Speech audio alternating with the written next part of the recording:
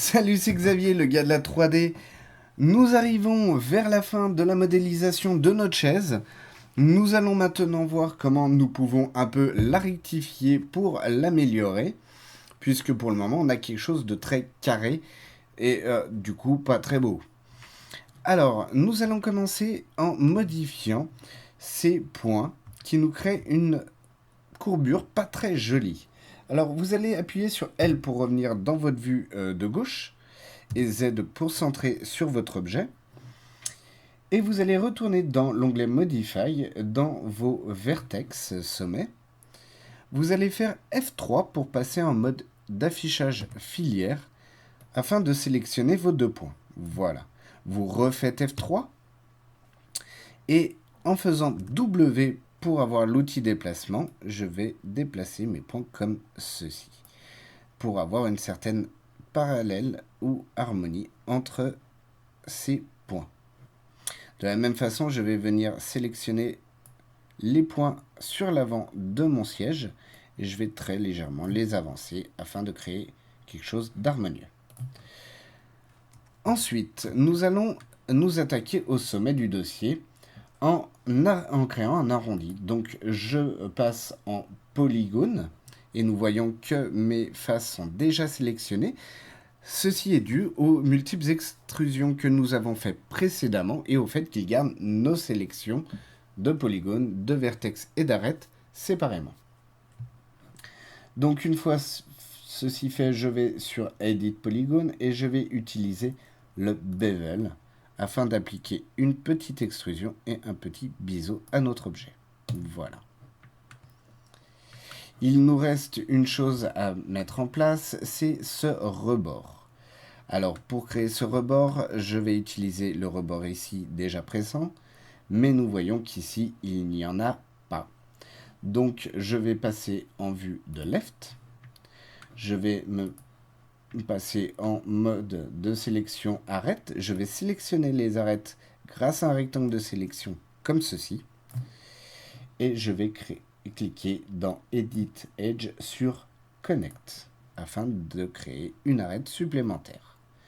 Je vais tout de suite utiliser le slide pour la rapprocher de l'avant de notre modélisation.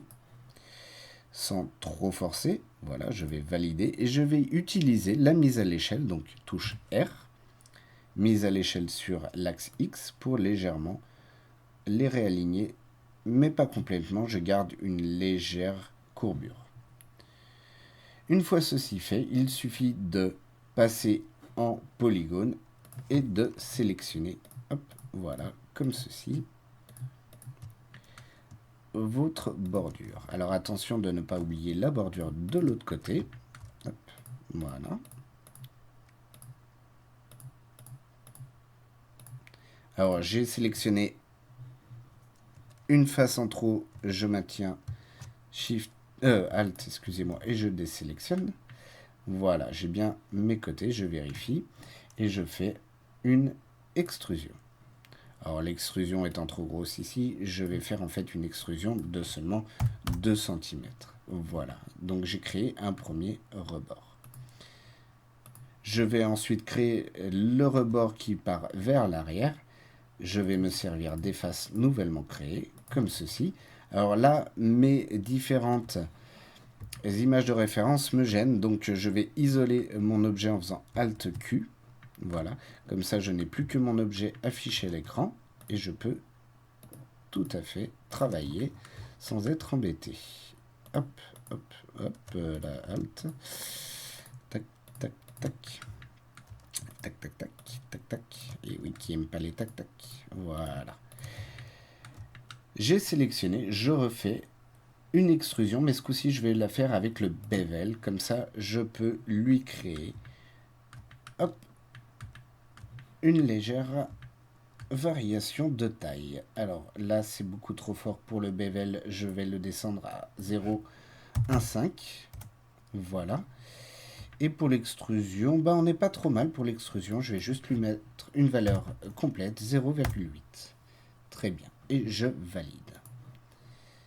Hop.